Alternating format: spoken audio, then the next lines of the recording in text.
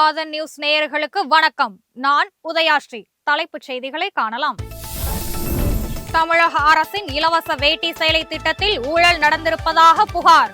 தொடர்ந்து இரண்டாவது ஆண்டாக பாஜக வெளிக்கொண்டு வந்துவிட்டது என கட்சி தலைவர் அண்ணாமலை பரபரப்பு தகவல்.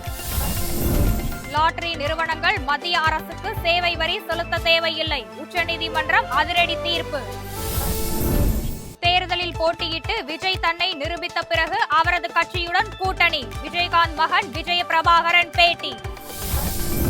கஜா புயல் பாதிப்பு இழப்பீடு கிடைக்கப் பெறாதவர்கள் அரசுக்கு மனு அளிக்கலாம். இழப்பீடு தொடர்பான வழக்கில் சென்னை உயர்நீதிமன்றத்தில் தமிழக அரசு தகவல்.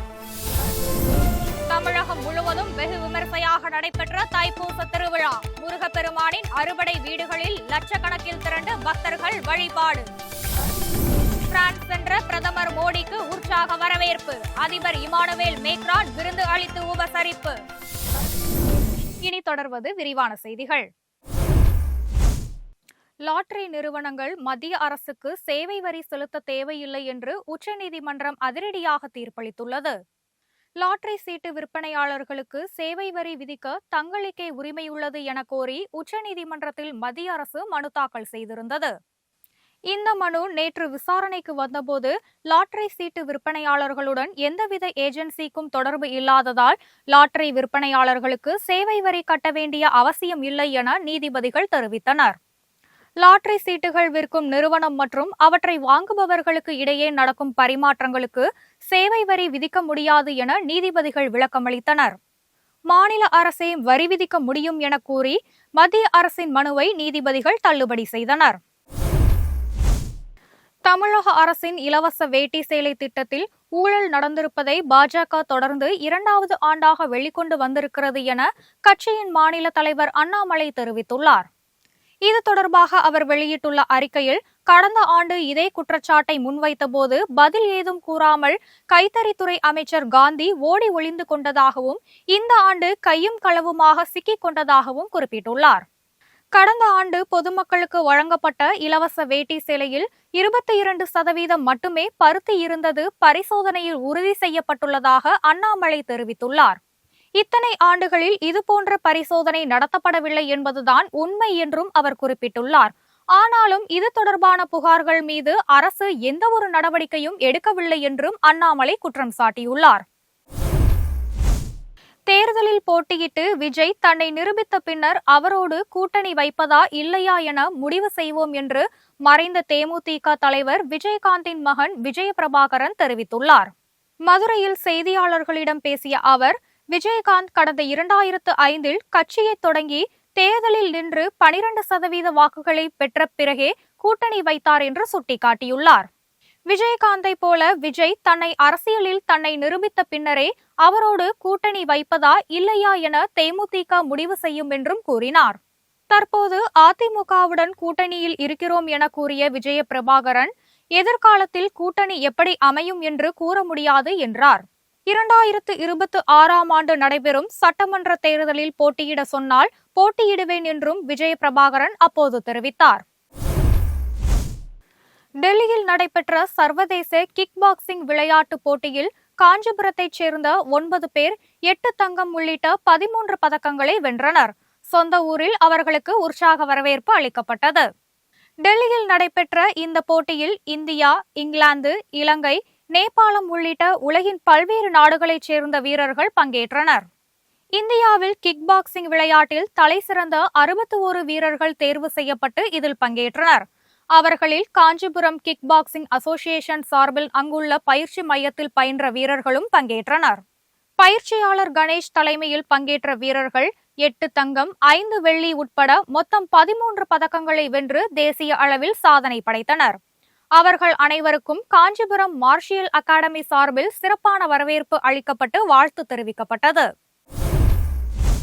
கஜா புயலால் பாதிக்கப்பட்டு இழப்பீடு கிடைக்கப் பெறாதவர்கள் மனு அளித்தால் அது குறித்து பரிசீலிக்கப்படும் என சென்னை உயர்நீதிமன்றத்தில் தமிழ்நாடு அரசு தெரிவித்துள்ளது. கஜா புயலால் பாதிக்கப்பட்டு இழப்பீடு கிடைக்காதவர்கள் இழப்பீடு கோரி தொடரப்பட்ட வழக்கின் விசாரணை சென்னை உயர்நீதிமன்றத்தில் நடைபெற்றது. கஜா புயலால் பாதிக்கப்பட்டு இழப்பீடு கிடைக்கப் பெறாதவர்கள் அரசுக்கு விண்ணப்பித்தால் அது குறித்து பரிசீலிக்கப்படும் என அப்போது அரசு சார்பில் தெரிவிக்கப்பட்டது. அரசு நியாயமான இழப்பீடு குறித்து முடிவெடுக்க வேண்டும் என கோரி வழக்கை நீதிமன்றம் முடித்து வைத்தது. கடந்த 2018ஆம் ஆண்டு வீசிய கஜா புயலால் தஞ்சாவூர், திருவாரூர் உள்ளிட்ட டெல்டா மாவட்டங்கள் கடுமையாக பாதிக்கப்பட்டன. 63 பேர் பலியானதோடு 88,000 ஹெக்டேர் பரப்பளவில் பல்வேறு பயிர்கள் முற்றிலும் சேதமடைந்தன.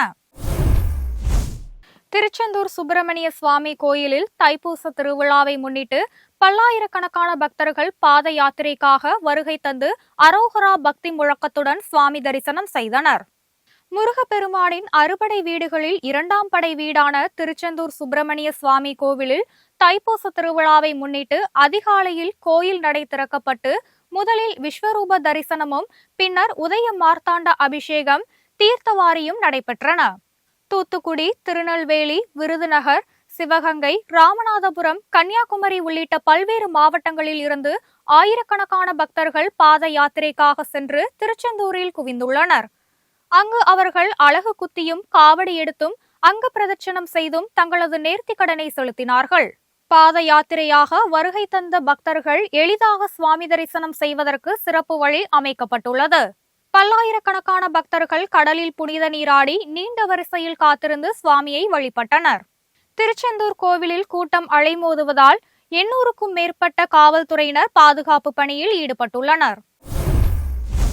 உத்தரப்பிரதேசத்தில் நடைபெறும் மகா கும்பமேளாவின் போது 7000க்கும் மேற்பட்ட பெண்கள் சந்நியாச தீட்சையை எடுத்திருப்பதாக அம்மாநில அரசு தெரிவித்துள்ளது. நாட்டின் ஒட்டுமொத்த கவனத்தையும் ஈர்த்துள்ள பிரயாக்ராஜ் மகா கும்பமேளா வரும் 26ஆம் தேதி வரை நடைபெறுகிறது. மகா கும்பமேளா விழாவின் போது ஏராளமான இளம்பெண்கள் துறவறம் மேற்கொண்டு வருகின்றனர். இது தொடர்பாக உத்தரப்பிரதேச அரசு வெளியிட்டுள்ள அறிக்கையில் இதுவரை 7000க்கும் மேற்பட்ட பெண்கள் திரிவேணி சங்கமத்தில் நீராடி சந்நியாச தீட்சையை எடுத்துள்ளதாக தெரிவிக்கப்பட்டுள்ளது. சந்நியாச தீட்சை எடுத்து துறவறம் மேற்கொண்ட பெண்கள் சனாதானத்திற்கு சேவை செய்வதாக உறுதிமொழி எடுத்துள்ளனர் என்றும், துறவறம் பூண்ட அவர்களின் பெரும்பாலானோர் உயர்கல்வி பயின்றவர்கள் என்பதும் தெரிவிக்கப்பட்டுள்ளது. சாதிவாரி கணக்கெடுப்பு நடத்துவது தொடர்பாக சட்டமன்றத்தில் முதலமைச்சர் ஸ்டாலின் தவறான தகவல்களை தெரிவிக்கிறார் என பாமக தலைவர் அன்புமணி குற்றம் சாட்டியுள்ளார். சென்னை விமான நிலையத்தில் செய்தியாளர்களிடம் பேசிய அவர், தெலுங்கானா, பீகார் போன்ற மாநிலங்களில் சாதிவாரி கணக்கெடுப்பு நடத்தும் போது தமிழகத்தில் மட்டும் ஏன் அது சாத்தியமில்லை என்று கேள்வி எழுப்பினார். மக்கள் தொகை கணக்கெடுப்பு சட்டம் 2008 படி மாநில அரசுகள் சாதிவாரி கணக்கெடுப்பு நடத்தலாம் என சுட்டிக்காட்டிய அவர், கணக்கெடுப்பு நடத்த மாநில அரசுக்கு அதிகாரம் இருக்கிறது என்றும் கூறினார். கணக்கெடுப்பு மூலம் மலை கிராம மக்கள், பிற்படுத்தப்பட்ட மக்கள் எவ்வளவு பேர் தமிழகத்தில் இருக்கிறார்கள் என்பதை அறிய முடியும் என தெரிவித்தார். சாலையில் சுற்றித் திரியும் கால்நடைகளை கணக்கெடுக்கும் அரசுக்கு இங்கு வாழும் சமுதாய மக்கள் எவ்வளவு இருக்கிறார்கள், இடஒதுக்கீடு பெற்ற மக்களின் நிலை என்ன என்பதை தெரிந்து கொள்ள முதலமைச்சர் விரும்பவில்லையா என்று கேள்வி எழுப்பினார். சமூக நீதி பற்றி பேசுவதற்கு முதலமைச்சருக்கு எந்த தகுதியும் இல்லை என்று அன்புமணி கடுமையாக சாடினார். சேலம் அருகே உள்ள வனப்பகுதியில் 3 நாட்களாக தவித்து வந்த 80 வயது மூதாட்டி ஒருவர் பத்திரமாக மீட்கப்பட்டுள்ளார். சேலம் மாவட்டம் கண்ணங்குறிச்சி அடுத்த நெல்லியக்கரடு பகுதியைச் சேர்ந்த மணிவண்ணன் என்பவரது தாயார் சின்னராசி என்பவர் கடந்த 7ஆம் தேதி வீட்டிலிருந்து குறும்பப்பட்டி வனப்பகுதிக்கு சென்றுள்ளார். பின்பு அவர் வீடு திரும்பாததால் அதிர்ச்சியடைந்த மணிவண்ணன் மற்றும் குடும்பத்தினர் பல இடங்களில் தேடியும் அவரை கண்டுபிடிக்க முடியவில்லை. இதனையடுத்து வனத்துறையினர் கட்டுப்பாட்டு அறைக்கு தகவல் தெரிவித்ததன் பேரில் தனிப்படை அமைக்கப்பட்டு மூதாட்டியை தேடும் பணி நடைபெற்றது. தீவிர தேடுதலுக்கு பிறகு ஒண்டியானை மடுவு என்ற பகுதியில் மூதாட்டி சின்னராசி உயிருடன் இருப்பதை கண்டறிந்தனர். 3 நாட்களாக உணவின்றி இருந்ததால் மூதாட்டி மிகவும் சோர்வுடன் காணப்பட்டார். அங்குள்ள ஓடை நீரை குடித்தும் சில பழங்களை சாப்பிட்டும் உயிருடன் இருந்த மூதாட்டியை மீட்ட வனத்துறையினர் அவரை குடும்பத்தாரிடம் ஒப்படைத்தனர். வயதான பெண்மணியை காப்பாற்றிய வனத்துறைக்கு கிராம மக்கள் நன்றி தெரிவித்தனர். சென்னை மாநகரில் மின்சாரத்தில் இயங்கும் தாழ்தள பேருந்துகளை இயக்க தனியாரிடம் ஒப்பந்தம் கோரப்பட்டுள்ளது. சென்னையில் தனியார் பேருந்துகளையும் இயக்க மாநகர் போக்குவரத்து கழகம் முடிவு செய்துள்ளதாக தகவல் வெளியானது. இதற்கு பல்வேறு தரப்பினரும் எதிர்ப்பு தெரிவித்திருந்தனர். இந்த நிலையில் சென்னையில் ஜிசிசி முறையில் 600 மின்சார பேருந்துகளை தனியார் இயக்குவதற்கான ஒப்பந்த புள்ளியை மாநகர போக்குவரத்து கழகம் கோரியுள்ளது. விருப்பமுள்ள தனியார் நிறுவனங்கள் இணையதளம் மூலம் அடுத்த மாதம் 10 முதல் ஏப்ரல் 4ஆம் தேதிக்குள் ஒப்பந்த புள்ளி அளிக்க மாநகர போக்குவரத்து கழகம் அறிவிப்பு வெளியிட்டுள்ளது. மின்சார பேருந்துகளுக்கான நடத்துனர் நியமனம் போக்குவரத்து கழகம் சார்பிலும், பேருந்து பராமரிப்பு, ஓட்டுநர் நியமனம் ஆகியவை கிராஸ் காஸ்ட் கான்ட்ராக்ட் அடிப்படையில் தனியார் மூலமாகவும் மேற்கொள்ள அரசு போக்குவரத்து கழகம் திட்டமிட்டுள்ளதாக கூறப்பட்டுள்ளது. அரசு போக்குவரத்து கழகம் திட்டமிடப்பட்டுள்ளதாக கூறப்படுகிறது. தைப்பூச திருநாளையொட்டி சென்னை வடபழனி முருகன் கோவிலில் ஏராளமான பக்தர்கள் காலை முதலே நீண்ட வரிசையில் காத்திருந்து சுவாமி தரிசனம் செய்தனர்.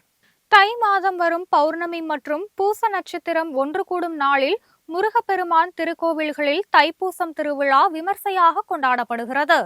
அதன்படி சென்னை வடபழனி முருகன் கோவிலில் தைப்பூச திருவிழா கடந்த 5ஆம் தேதியன்று கொடியேற்றத்துடன் தொடங்கியது. தைப்பூச நாளையொட்டி வடபழனி முருகன் கோயிலில் பக்தர்கள் கூட்டம் அலைமோதுகிறது. முருகனுக்கு பல்வேறு அபிஷேக ஆராதனைகளும் நடைபெற்றன. ஏராளமான முருக பக்தர்கள் காவடி, பால்குடம் எடுத்து வந்தும் அலகு குத்தியும் தங்களது நேர்த்தி கடனை செலுத்தினர். நூற்றுக்கணக்கான பக்தர்கள் நீண்ட வரிசையில் நின்று சுவாமி தரிசனம் செய்தனர். தைப்பூசத்தையொட்டி நேற்று இரவு மயில் வாகனத்தில் சுவாமி திருவீதி புறப்பாடு நடைபெற்றது. அதிமுகவில் எந்த பிரச்சனையும் இல்லை என்று தெரிவித்துள்ள முன்னாள் அமைச்சர் செல்லூர் ராஜு, திமுக அரசு திட்டமிட்டு எடப்பாடி பழனிசாமியை களங்கப்படுத்துகிறது என்று குற்றம் சாட்டினார். மாமன்னர் திருமலை நாயக்கரின் 442வது பிறந்தநாள் விழாவை முன்னிட்டு மதுரையில் உள்ள மாமன்னர் திருமலை நாயக்கர் அரண்மனையில் உள்ள அவரது திருவுருவ சிலைக்கு அதிமுக முன்னாள் அமைச்சர்கள் செல்லூர் ராஜு, ராஜேந்திர பாலாஜி, கடம்பூர் ராஜு ஆகியோர் மாலை அணிவித்து மரியாதை செலுத்தினார்கள். பின்னர் செய்தியாளர்களிடம் பேசிய செல்லூர் ராஜு, அதிமுக கட்சியையோ பொதுச் செயலாளரையோ முன்னாள் அமைச்சர் செங்கோட்டையன் எந்த குறையும் சொல்லவில்லை என அவரே தெரிவித்திருப்பதாக சுட்டிக்காட்டினார்.